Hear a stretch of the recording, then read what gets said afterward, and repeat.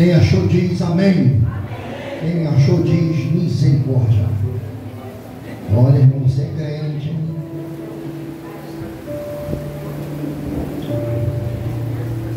Aleluia. Vamos lá? Os irmãos me acompanham.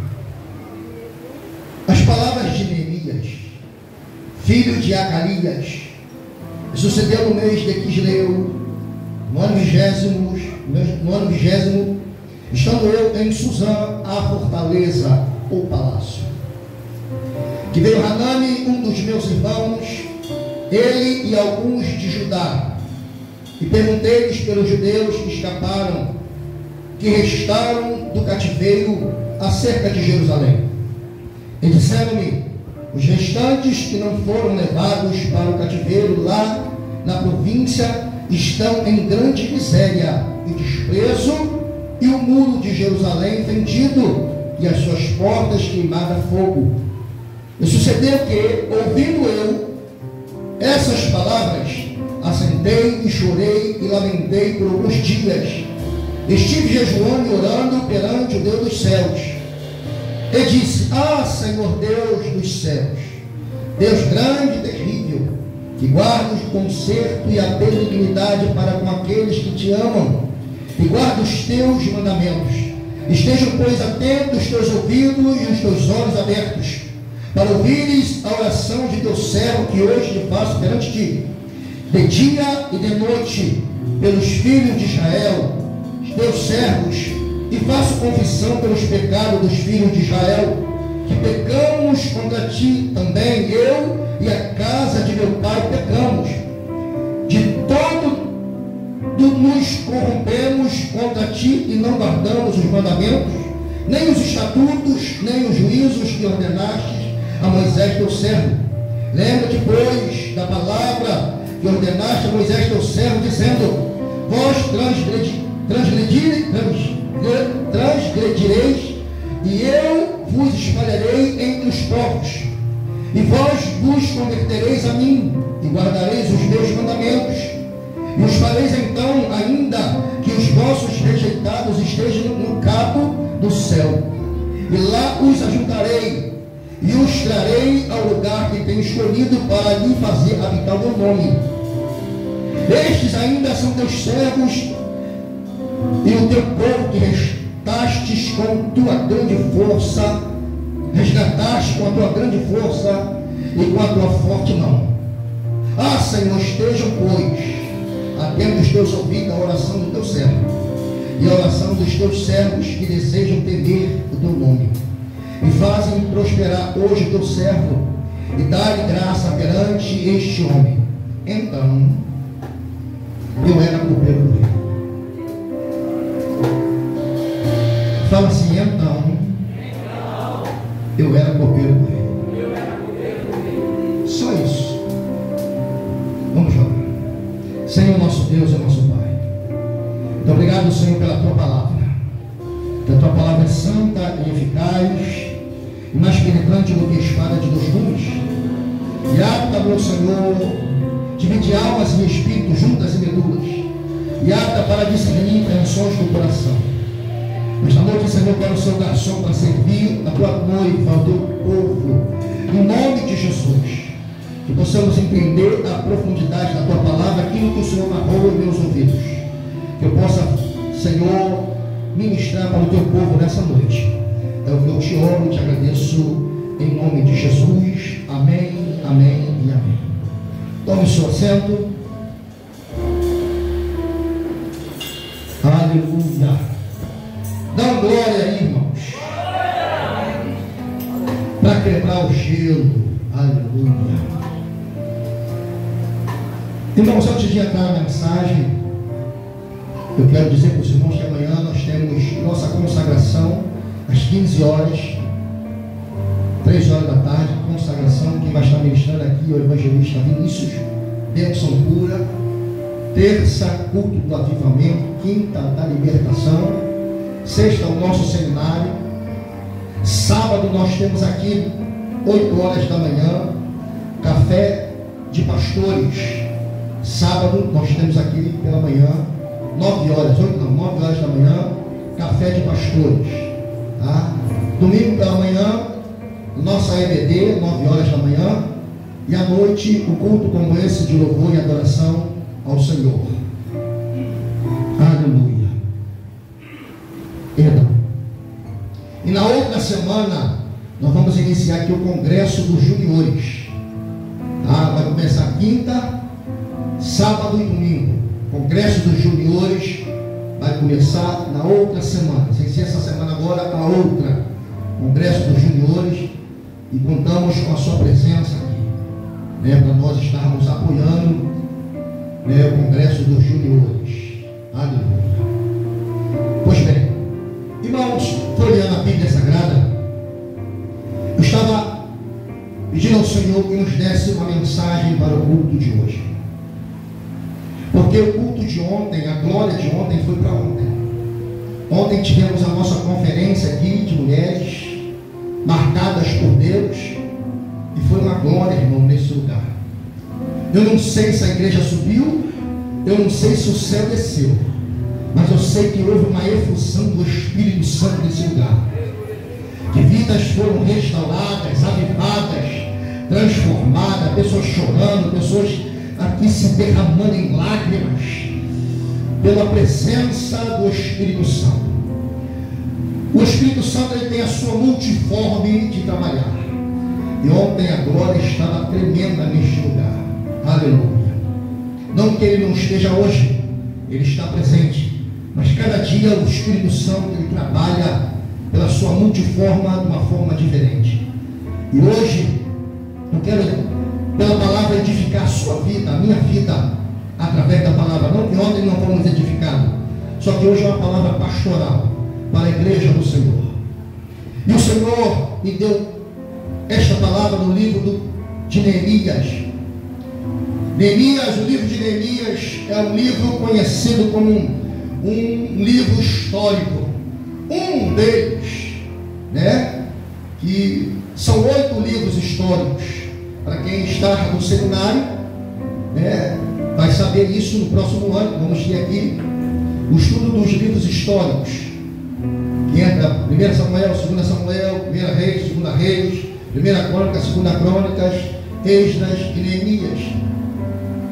Nós encontramos aqui a história de um homem chamado Neemias, filho de Acalias. Neemias, quando você olha a história de Neemias, assemelha-se à nossa história na igreja pós-moderna, do século 21. Para aqueles que se levantam e tomam uma atitude para fazer a obra. Porque aparentemente, quando chega a notícia, até mesmo a nós planteamos, nós choramos, e às vezes nós retrocedemos, e a primeira coisa que nós pensamos é: não vou para a igreja, não vou mais caminhar, porque eu estou caminhando, estou sendo fiel, e tudo isso me sobrevém, tudo isso acontece comigo. Ei, irmãos, eu acho que você esqueceu o que Jesus disse, que no mundo nós teríamos aflições, mas é para que nós tenhamos bom ânimo. Ele venceu o mundo. Se nós somos discípulos dele, nós também seremos vencedores. Porque quando ele escreve a igreja de Romanos, usando o apóstolo Paulo para escrever a igreja de Roma, ele diz, o Senhor está dizendo através de Paulo, que nada pode nos separar do amor de Deus. Nada pode nos separar, nem a nudez, nem o perigo, nem a espada, nada pode, nem a altura, nem a profundidade, nada pode nos separar, porque todos os dias somos entregues como ovelha para o matadouro. Mas o apóstolo Paulo, sendo dirigido pelo Espírito, o versículo continua: mas em todas essas coisas somos mais do que vencedores. Em todas essas coisas somos mais do que vencedores.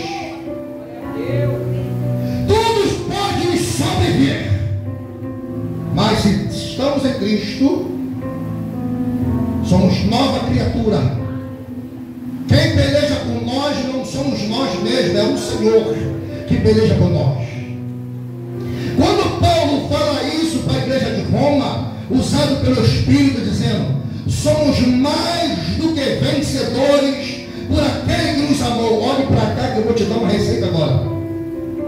Você sabe o que quer dizer essa palavra no original? No grego, que significa vencedor, antes mesmo de entrar na batalha. Você já nasceu com uma faixa de campeão, irmãos. Você já nasceu com uma faixa de campeão, de vitoriosos. Se eu fosse você, dava um belíssimo glória a Deus, um aleluia do céu. Aleluia. E Neemias, na sua época, entendeu isso. Neemias significa aquele a quem Deus consola. Sinta o Espírito Santo consolando você do seu lado. Quem sabe você hoje é Neemias nesse lugar. Neemias é aquele a quem Deus consola. Talvez você precisa de um abraço, talvez você precisa de um consolo, talvez você precisa de um ombro amigo hoje, e o Espírito Santo está aqui hoje, aleluia, para consolar você, para restaurar você, para edificar a sua vida.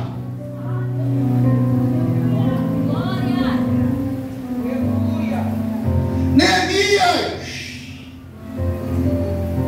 pelo que alguns historiadores nos apresentam, ele nasceu no cativeiro babilônico. O livro de Neemias é um livro pós-exílio, mas segundo o historiador, ele nasceu no exílio, no cativeiro babilônico. Sabemos que o cativeiro babilônico foi em 3 levas. Que Nabucodonosor levou o povo cativo para a Babilônia. A primeira leva foi Daniel, a segunda leva foi Ezequiel.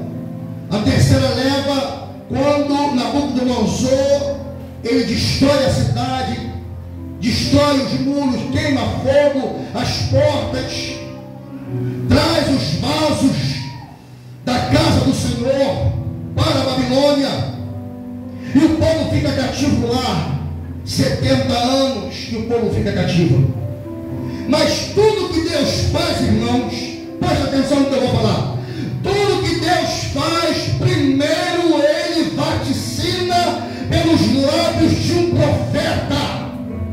Antes de Deus tomar uma atitude do céu na terra, ele primeiro usa um profeta para falar à nação, para falar a um indivíduo, ou para falar a uma igreja. E quando eu olho o povo sendo levado cativo, eu lembro do profeta Jeremias, que Deus levantou para vaticinar a destruição ou a ruína de Jerusalém. Deus levanta o profeta Jeremias, tanto que quando Jeremias ele recebe a mensagem de Deus e vê tudo aquilo que aconteceu com o povo de Israel, Jeremias chora. Por isso que Jeremias ele é conhecido na Bíblia como um profeta chorão. Quando alguém fala assim, abre a sua Bíblia no livro do profeta chorão, você sabe que é Jeremias, porque Jeremias sentiu a dor de Deus, porque o povo estava sendo levado cativo para a Babilônia, mas Deus já tinha avisado. E Jeremias diz assim: olha, o povo vai ficar 70 anos cativo lá. O povo vai ficar 70 anos porque o povo se desviou. O povo virou as costas para mim. O povo começou a adorar outros deuses, porque as nações tinham vários deuses. Um Deus que podia apalpar, um Deus que poderiam ver, e o Deus Deus que eles serviam era um Deus que eles não viam, era um Deus que não poderiam apalpar, mas era um Deus que eles tinham que crer pela fé. Era um Deus que quando o Senhor, aleluia, queria agir no meio deles, eles diziam assim: olha, eu estou com sede. O Senhor falava assim: fala, velha rocha. E Moisés feriu a rocha, saiu a água. Quando eles disseram mais à frente: eu estou com sede. E o Senhor falou: fale a rocha. Moisés, irado com o povo, diz a Bíblia que Moisés era um homem mais manso da face da terra. E diz a Bíblia que Moisés feriu a rocha. Não era para ferir naquela hora, era para falar. Mas o Senhor, ele não tem compromisso com o homem, ele tem compromisso com a sua palavra. E quando Moisés fere a rocha, sai água da rocha. Aí o Senhor fala para Moisés: Moisés, porque você feriu a rocha, você não vai entrar na terra. Ei, às vezes por uma coisinha você pode perder a sua salvação. Cuidado. Por uma coisinha você pode perder a sua salvação. Moisés só feriu a rocha, mas quem era a rocha lá atrás? Que era um tipo, lá atrás a rocha era um tipo de Cristo que viria. Para isso Cristo, ele é pedra angular de esquina. Jesus, ele é a pedra. Jesus, ele está aqui. Jesus, ele é a pedra de esquina. Aleluia, aleluia. Mas interessante que o mesmo profeta que Deus usa para dizer que o povo ia ficar 70 anos cativo, é o mesmo Deus que usa o mesmo profeta para dizer: eles vão ficar 70 anos, mas depois eles serão libertos, voltarão para a terra.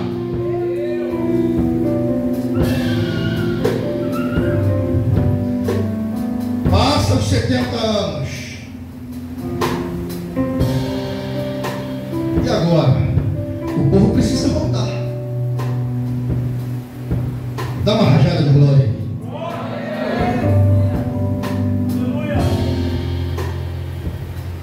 Passa 70 anos, o povo precisa voltar para a terra. Porque aqueles que foram levados cativos, alguns ficaram em verdadeira miséria. Outros ficaram lá no cativeiro. Ficaram no cativeiro, esqueceram de Deus. Aí você olha o Salmo de número 137, conhecido como o Salmo dos Degraus. O que é Salmo dos Degraus? Eu já falei isso aqui, que quando eles saíam de um lugar para ir adorar, eles saíam salmodiando, saíam glorificando, saíam bendizendo ao Senhor. Não é como eu e você, quando sai de casa, às vezes está reclamando: vou para a igreja, tem que pegar o ônibus, tem que acontecer. Não sai de casa adorando, porque a igreja começa lá. A adoração primeiro começa lá. Então o Salmo 137 é o Salmo dos Degraus. Então quando os babilônicos diziam para eles assim: canta para nós uma canção que vocês cantavam lá no templo, lá em Sião. E eles disseram assim: nós não podemos cantar porque nós não estamos no templo. Irmãos, aleluia, perdão. Para isso que Jesus disse: vai chegar um tempo em que nós não vamos adorar Jesus, Senhor. Nós não vamos adorar nem no Monte Gerizim, nem em Jerusalém, mas eu estou à procura dos verdadeiros adoradores que me adorem em espírito e verdade. Eu estou à procura. Você pode entrar na igreja, você pode louvar, você pode adorar, mas o Senhor conhece o teu coração, se está sendo sincero ou não. Deus não habita em templo feito por mão de homens. Aqui é um lugar consagrado para adoração. Ele habita aqui, ó. Ele habita dentro de nós. Ele habita dentro de nós. Porque a vontade de Deus sempre foi querer morar junto com o homem. Você pode ver lá em Êxodo, capítulo 25, versículo 8.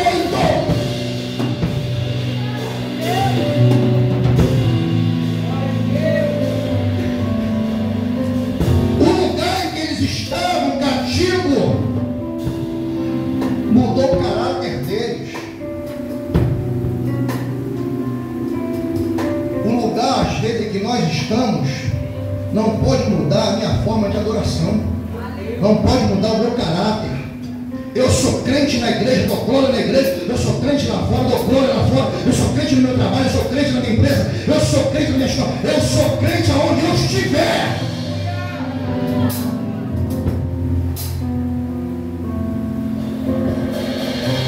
Deus precisa de alguém.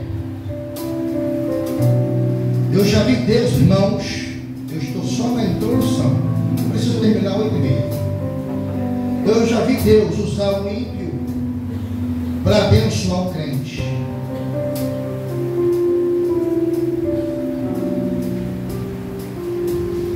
Nesse inteirinho, para o povo voltar, Deus levanta um rei pagão. Seu nome, Ciro. Está relatado lá em Isaías capítulo 45. Que Deus levanta um rei pagão, Ciro, e diz o contexto, que era um rei pagão que não conhecia Deus. Mas ele dizia assim, Deus tinha constituído um povo. Deus tinha levantado ele para dominar a nação persa. O Israel que estava cativo adorava o Deus verdadeiro. Mesmo ele não sendo crente, mas pagão, ele sabia que havia uma profecia sobre ele, porque ele havia lido o livro do profeta Isaías no capítulo 45, em que dizia que o rei Ciro, o meu ungido, a palavra ainda diz que ele era ungido, o Senhor ungiu ele para libertar o povo, para o povo voltar para a terra. E quando ele leu isso, porque quando ele lê essa passagem, ele ainda, quando foi profetizado, ele ainda não havia nascido. Conta-nos o historiador Flávio José, judeu, que 200 anos antes de Ciro nascer, foi profetizado o nome dele, que ele seria o libertador do povo que estava cativo. E quando ele leu isso, diz a Bíblia que ele começou a deixar o povo em volta para a sua terra. A história, o historiador judeu conta que o Ciro disse assim, volta para a terra, volta a construir o templo, volta a construir os muros, e a história conta que Ciro disse assim, pode levar prata, a Bíblia não fala, isso é história, pode levar prata, pode levar ouro para a construção do templo e para a reconstrução do muro. 200 anos antes de Ciro nascer, para que a profecia se cumprisse. Aleluia. Agora olhe para cá. Por que eu falei isso? Irmãos, ele, querendo ou não, a profecia ia se cumprir, porque ele estava debaixo de uma palavra de autoridade. Aleluia. Fala para o seu irmão assim, olha, queira o diabo ou não, as promessas vão se cumprir na sua vida, na sua família, porque você está debaixo de uma palavra, está debaixo de uma profecia, está debaixo de uma profecia. Aleluia! O povo começa a voltar e sai um de lá, Jerusalém, e vai até Neemias. Conta-nos a historiador que Neemias ele estava passeando. A Bíblia não fala isso, é história. Eu estou contando para vocês aqui a história, irmãos. Neemias estava passeando e ele encontra um dos seus irmãos. E quando ele encontra um dos seus irmãos, ele pergunta o que está acontecendo com Jerusalém. Detalhe, olhe para cá. Neemias nunca tinha ido em Jerusalém. Nasceu no cativeiro, mas nunca tinha ido lá. Mas Neemias tinha Jerusalém aqui, ó. Aleluia. Quando Neemias pergunta o que estava acontecendo, diz: olha, o povo que ficou lá está em miséria. Diz a Bíblia que Neemias começou no mesmo instante a orar, chorar, lamentar o Senhor. Durante 4 meses, de 3 a 4 meses, 120 dias, 120 dias, Neemias orou, jejuou, Neemias clamou ao Senhor, para que o Senhor viesse criar uma situação para que ele pudesse ir lá. Neemias nunca tinha ido em Jerusalém, mas se ele tinha Jerusalém dentro de si, Neemias, olhe para cá, Neemias não era construtor, Neemias não era arquiteto, Neemias não era pedreiro, mas Neemias queria fazer a obra. Neemias queria fazer a obra. Não é como eu e você ficamos escolhendo o que nós vamos fazer na obra do Senhor. Eu não vou fazer isso aqui porque eu não posso sujar as minhas mãos. Eu não posso ir para a cozinha porque eu não vou lavar a louça, porque senão eu vou ficar com as unhas todas elas borradas. Eu não vou limpar o chão porque senão eu vou me diminuir. Não, irmão, ele não se importou para isso. Quando você está com o coração aberto para fazer a obra, o que for dado para você fazer, você faça com excelência. Para isso o sábio Salomão, ele deixou relatado: tudo que vier em tuas mãos, faça conforme as tuas forças. E às vezes queremos escolher o que nós queremos fazer para o Senhor.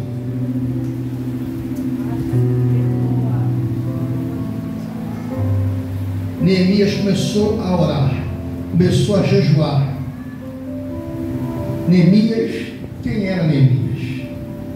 Neemias era aqui, copeiro do rei. Você vai num restaurante e atrás de um balcão tem uma pessoa lá que ele é copeiro. Ele é funcionário de alguém que tem domínio sobre ele, e ele é funcionário para servir o cliente da melhor forma possível. Neemias era copeiro, mas um copeiro naquela época era um homem de suma importância no reino. Irmãos, não era qualquer um que era copeiro do rei.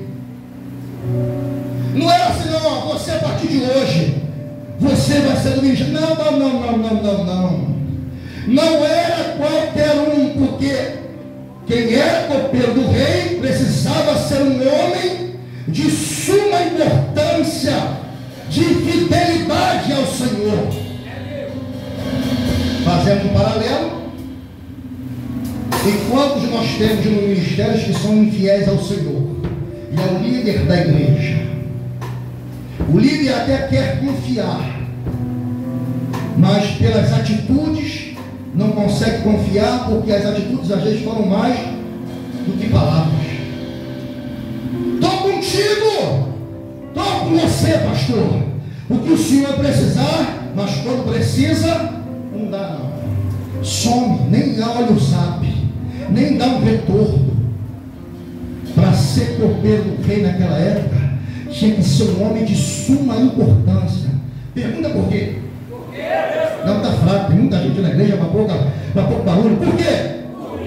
Irmãos, o copeiro do rei naquela época ouvia coisas que não podia passar à frente. Traz para os nossos dias. Alguém fala alguma coisa para nós que somos para essa pessoa como amigo, mas sou amigo de uma outra pessoa. Mas ela ou ele é meu amigo, então como é meu amigo e eu tenho mais um amigo, eu passo para frente o que ele me falou, ou o que ela me falou. E esse amigo tem um outro amigo, e vai passando, daqui a pouco toda a igreja sabe do problema do irmão. Parece um telefone sem fio, porque quando começa aqui, começa certo, mas quando chega lá, já está desse tamanho. Então para ser copeiro do rei não era qualquer pessoa. Eu digo para você, não conte a sua vida para ninguém. Não fique abrindo as portas para quem estava aqui ontem e ouviu isso. Cuidado com quem você conta a sua vida, porque a pessoa para quem você conta a sua vida tem outra pessoa que é amiga dela ou amigo dele. Mas Neemias era copeiro do rei. Num belo dia, ele se apresenta ao rei e serve. Antes dele se apresentar ao rei, a história conta que teve um empregado que falou para Neemias, corre logo lá para a sala, que o rei já está indo a sentar-se à mesa.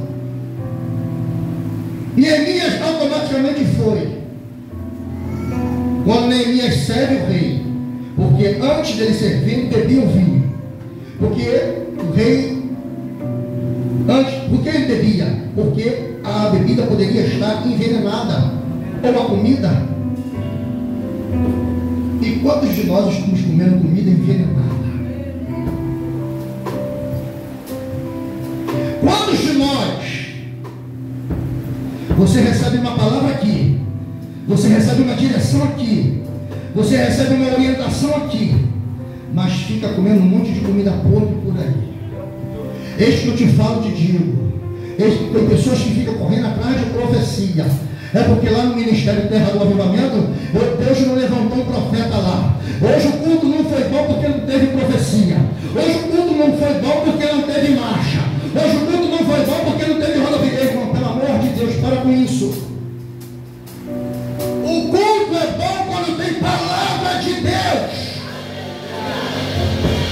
E outra coisa, o culto não é para mim, o culto não é para você, o culto é para Ele, é para o Senhor, o culto é para Ele.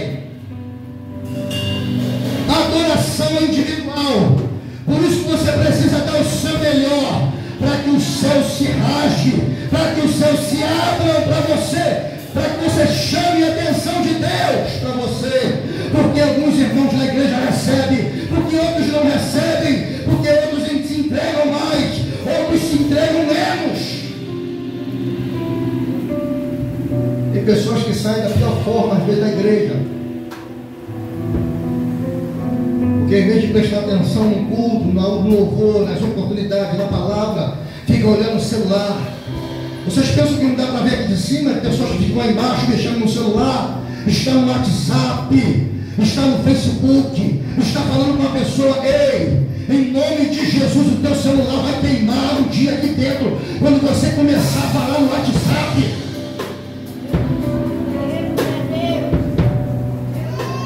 Pastor, está jogando maldição? Não. É para não tirar a tua atenção do culto. O teu culto está sendo o celular. O teu culto não está sendo um culto racional a Deus, não.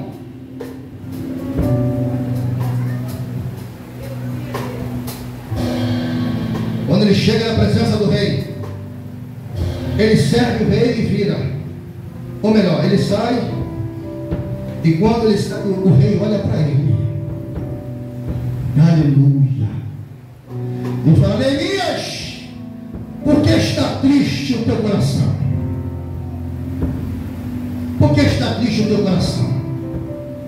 Por que coração? Porque o coração alegre, ele formoseia o rosto.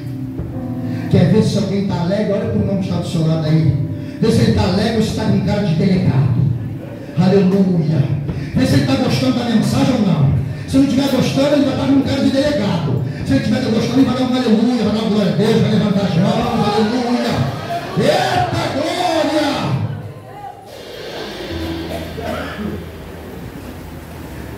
E ele faz menção: como não estaria triste, meu Senhor, se a cidade dos meus pais ou dos meus antepassados está destruída, o templo destruído, os muros queimados a fogo. foi a oportunidade que ele teve para falar com o rei. A oportunidade que você tiver, não deixa passar de largo. Ele orou 4 meses por uma resposta de Deus. Mas nós, no século 21, a nossa ansiedade, nós queremos que aconteça na hora. A nossa ansiedade aponta para o futuro. A nossa depressão aponta para o passado. Queremos tudo na hora. Aconteceu hoje, queremos orar hoje para que aconteça hoje. Para que o Senhor nos responda hoje. Ei, tudo tem o seu tempo debaixo dos céus. Talvez o teu tempo cronos não é o tempo de Deus kairos. O tempo kairos de Deus, só Ele sabe a hora e o tempo, o dia que vai acontecer. Nós fazemos planos, mas a resposta certa ela vem dos lados do Senhor. É Ele. Nós precisamos entender aquilo que o Senhor quer para a gente.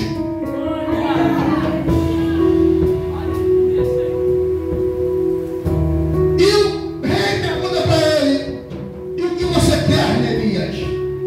Eu preciso ir lá para reconstruir os muros. Neemias nunca tinha ido em Jerusalém, mas queria ir lá para reconstruir os muros. Aleluia.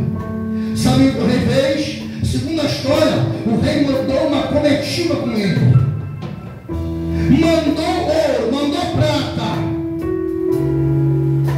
mandou cartas para que ele passasse nas províncias onde havia os governadores, e os governadores permitissem que ele passasse e contribuísse para com ele, para que ele pudesse reconstruir os muros. Carta do rei fala de autoridade. Neemias estava revestido de autoridade. Por onde ele passasse, se houvesse alguém que viesse embarrear ele, ele falava aqui, ó, estou revestido com a autoridade do rei. E você e eu estamos revestidos com a autoridade do céu. A unção que Deus te deu para fazer a obra. Para onde você pisar, olha só, olha também. Não é só joanete, não é só chulé, não é só meia furada, não, sapato furado, não. Olha tudo bem, Deus te deu poder nos pés para pisar em serpentes e escorpiões, e nada te fará dano algum. Aonde você pisar a planta dos teus pés, o Senhor tem lhe dado por herança. Neemias estava passando, dizendo: estou revestido de autoridade. Estou revestido de autoridade. Eu quero ver os crentes revestidos de autoridade, que eles vão caminhar, e a gente vai se enquadrar no Salmo 91, verso número 7. Mil vão cair ao nosso lado, 10 mil à nossa direita, mas nós não seremos atingidos. O que é cheio de autoridade, ó, a cabeça erguida, vem que cheio de autoridade, autoridade do céu, não autoridade humana. Quando Jesus chegou em Gadara, escute isso. Quando eu estou aprendendo, escute isso. Quando Jesus chegou em Gadara, e que ele bota o pé, o endemoniado gadareno vai ter com ele. O nome Jesus era comum na época, como se fosse Maria, como se fosse João, como se fosse Cláudia, como se fosse José. Era comum, existia vários Jesus naquela época. Então Jesus, ele pisou em Gadara, e o demônio, quando olhou, esse é mais um Jesus, mas quando ele olhou dentro dele, ele viu Cristo, Jesus Cristo, ungido de Deus. Vieste nos atormentar antes do tempo? Quando você passa pela rua, a pessoa não pode nem, de repente ela não pode nem te conhecer, mas se o demônio estiver nela, ele vai saber que você é um daqueles do caminho. igreja apostólica, quando começou lá no tempo dos apóstolos, no século I, não era cristão, era aqueles do caminho. Quem é esse aí? São aqueles do caminho. São aqueles do caminho. Quem é esse do caminho? É aqueles que servem aquele que morreu na cruz. Aquele que morreu na cruz. Esses são aqueles do caminho.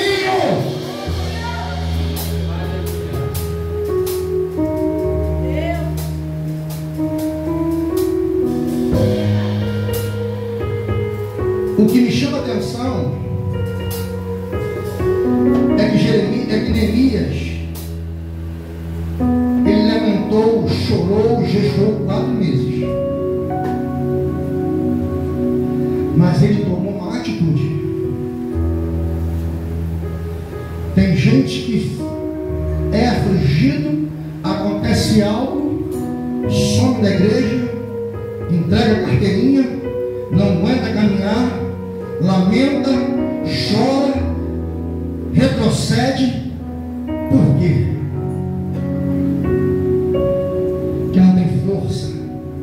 Porque olha pelas coisas, pelas coisas naturais. E Paulo fala para a igreja de Corinto que nós vivemos não por vista, nós vivemos pela fé. De repente hoje nada aconteceu na tua vida, mas logo que você sair daqui, Deus pode mudar o quadro da sua vida hoje. Pastor, por quê? É porque eu só estou pregando? Não, é a palavra. Porque a fé vem pelo ouvir, e ouvir a palavra. Quando você abre a Bíblia no livro de Apocalipse, capítulo de número 3 em diante, 2, 3, 4, você vai ver no final de todas as cartas que é endereçada para cada igreja, o Senhor usa o apóstolo João dizendo: quem tem ouvidos ouça o que o Espírito diz à igreja. Quem tem ouvidos ouça o que o Espírito diz à igreja. Quem tem ouvidos ouça o que o Espírito diz à igreja. Aleluia, aleluia. Neemias toma uma atitude para ir até Jerusalém para construir o muro. Não dá tempo para a gente falar sobre tudo, mas eu vou caminhando para o fim. Quando ele chega lá, em Jerusalém, não fala nada para ninguém o que ele foi fazer lá. Tem lugares aonde nós vamos que primeiro você precisa sondar a área onde você está, para depois você reunir algumas pessoas para dizer para ela o propósito que o Senhor quer realizar naquele lugar. Porque o Senhor chamou você, não chamou ele. Ele ou ela te acompanha, porque foi designado pelo Senhor ou pelo rei. A responsabilidade é tua. Então quando você chegar no lugar, primeiro você tem que sondar, primeiro você tem que observar. Foi o que aconteceu com Neemias. Eu fico conjecturando que as pessoas poderiam ter dito para Neemias: o que você está fazendo? O que você veio fazer aqui? Qual é o plano? E Neemias, tudo tem a sua hora certa de falar. Não fale no calor das emoções, que depois você pode se arrepender daquilo que você falou. Neemias volta. Depois ele relata o que ele foi fazer lá. Irmãos, toda obra de construção e reconstrução tem opositores. Existem opositores. E quem eram os opositores daquela época? Sanbalate, Tobias, Gesem. Cada um era de uma área, mas para tentar parar a obra de Deus, o inferno se reúne. O inferno queria parar a obra, a construção, que chegou ao ponto de Neemias dizer para o povo: olha, o inimigo ele quer nos atacar a qualquer momento. Vamos fazer o seguinte: na mão fica a colher de pedreiro, na outra mão fica a espada. Você trabalha com uma mão, com a outra mão fica a espada. Se o inimigo vier, você larga a colher e começa a brigar, e começa a guerrear. Se ele não vier, você continua trabalhando. É assim a igreja no século 21 precisa fazer a obra de Deus e precisa trabalhar. Trabalha, mas com a palavra de Deus no teu coração. Escondi a tua palavra no meu coração, Senhor, para não pecar contra ti. Aleluia!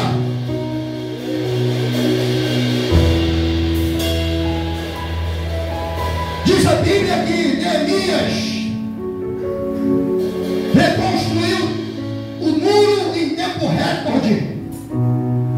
52 dias Neemias reconstruiu os muros e não havia mais brecha, não havia mais fenda. Quantos opositores têm se levantado contra a obra que o Senhor colocou em tuas mãos? Quantos opositores?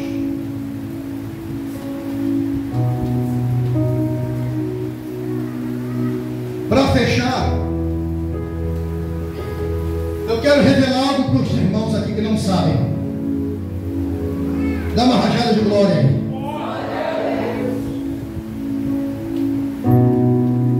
Neemias não se rendeu aos opositores. Permaneceu fiel ao Senhor.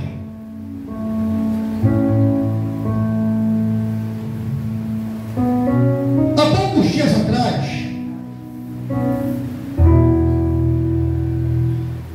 uma pessoa teve um sonho. Irmãos, essa igreja, Satanás tem lutado muito contra este lugar. Temos passado, às vezes, coisas que os irmãos nem imaginam. Como pastores dessa casa, não é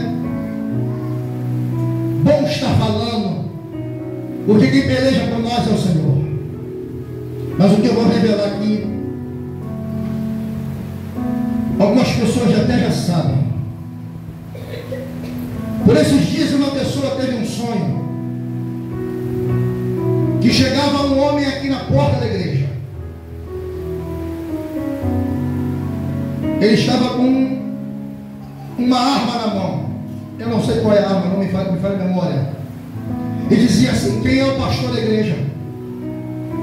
Quem é o pastor da igreja? E logo me apresentavam a ele como pastor, que veio para matar o pastor da igreja. E teve uma hora que ele disse assim: não, eu não quero só o pastor, eu quero toda a família do pastor. Eu quero exterminar toda a família do pastor. E havia, irmãos, um banho de sangue na porta da igreja. Ontem nós estávamos aqui, e Deus revelou para duas pessoas, não sabem de nada. Teve uma pessoa que saiu de dentro do recinto e foi lá fora, e começou a orar, repreendendo que via um banho de sangue na porta da igreja. A pastora depois foi orar ali, junto com a pastora Carmen e junto com a pastora Jaqueline, esposa do pastor Sley, e começaram a orar ali atrás, e Deus falou novamente sobre isso.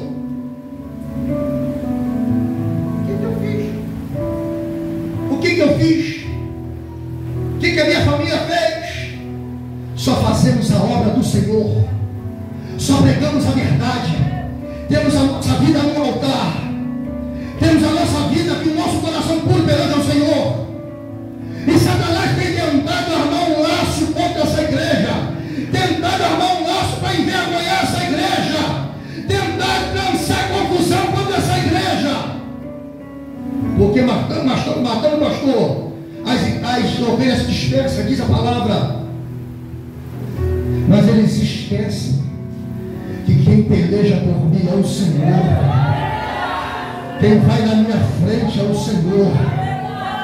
Não tenho medo de nada e de ninguém, porque o Senhor me garante a vitória. É Ele que peleja pela minha vida, é Ele que peleja pela minha família, é Ele que peleja pela minha casa. E mesmo que venha acontecer alguma coisa, eu não negarei ao Senhor. Sou crente até o tutano, para que Satanás saiba que é Ele que toma conta da minha vida.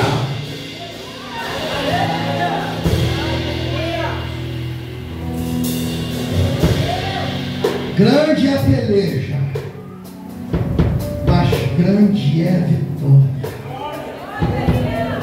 Ele fica vendo a construção do terreno, ele fica vendo os pagamentos sendo feitos, ele vê a gente pagando os aluguéis, enforcado, mas pagando os aluguéis. Ele vê a gente pagando as contas da igreja, não sobra, mas também não falta. A gente paga tudo todos os meses em dia. Ele fica furioso, então ele quer encontrar uma brecha, ele quer intimidar, ele quer te intimidar. Então tome uma atitude, meu irmão e minha irmã, se levante, não deixe Satanás levar a tua família, não deixe Satanás brincar com a tua família. A tua família é do Senhor, a tua família está debaixo do sangue do Cordeiro. Não se intimide. Nos coloquemos de pé.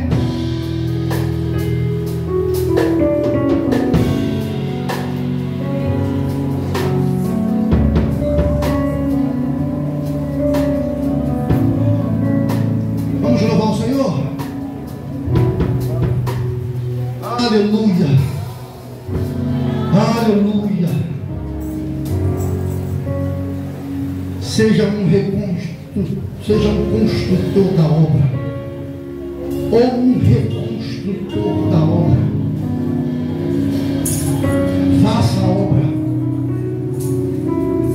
Queriam desviar Neemias do foco,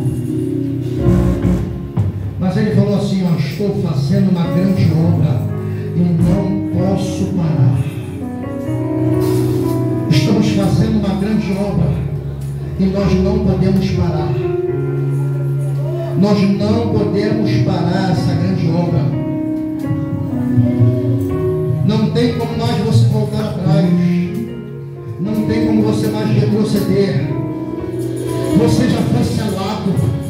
Você é diferente. Aonde você for, aonde você passar, você pode até estar no meio daqueles que ainda não servem ao Senhor, mas um deles vai olhar para você e vai dizer: você é diferente.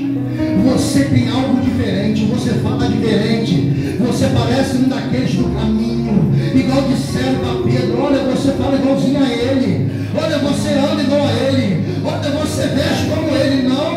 Não bicho, não sou um deles não, mas não, você é um deles sim. Assim falaram para Pedro: não tem como te esconder. Você é selado pelo Espírito Santo de Deus, você é selado pelo Senhor, você pertence a Ele. Nem para desviar você presta, nem para desviar você serve. O que você precisa agora é você voltar para o caminho. O que você precisa agora é você